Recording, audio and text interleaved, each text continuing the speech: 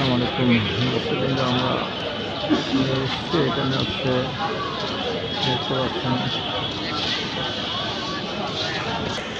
হচ্ছে সুলতান আউলিয়া হজরত শাহ আলী বাগদাদী রহমতুল্লাহ এর মাজার শরীফ। এটা মাজারের অংশ দৃশ্য এখন দেখতে পাচ্ছেন। এটার পাশে হচ্ছে মসজিদ, অনেক সুন্দর জায়গা।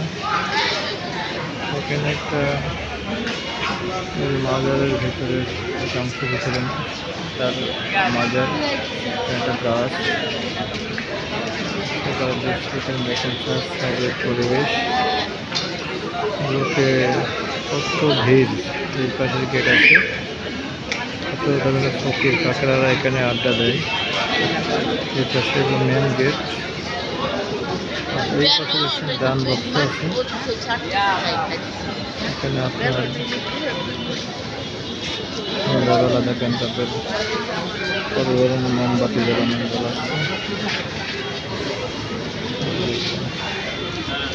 মানুষের মোমবাতির ভিডিওটা এখানে দেখতে পাচ্ছেন।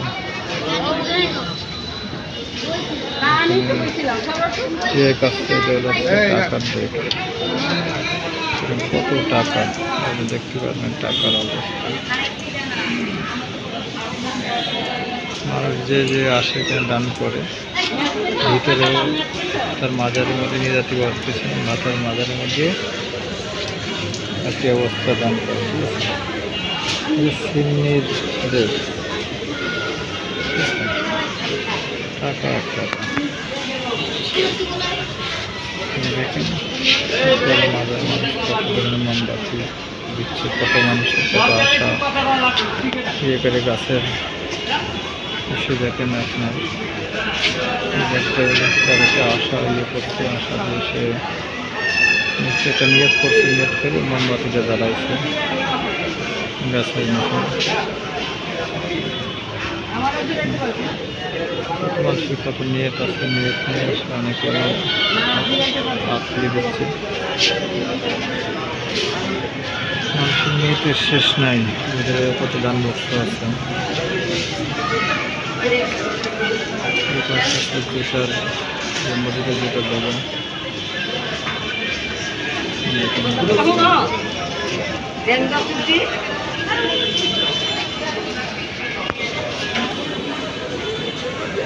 একজন নিয়োগ করতেছে মোমবাতি জ্বালাবে।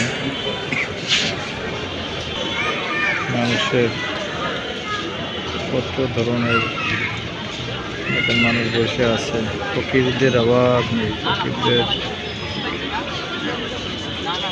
কত ধরনের ফকির এখানে আছে দেখেন, দেখতে পারবেন। ফকিরের অভাব নেই। এই পাশেও আছে মাজার, ওখানে তো ওই পাশে বড়, আরও এই পাশে আছে। এটা হলো জিয়ারতি শেড।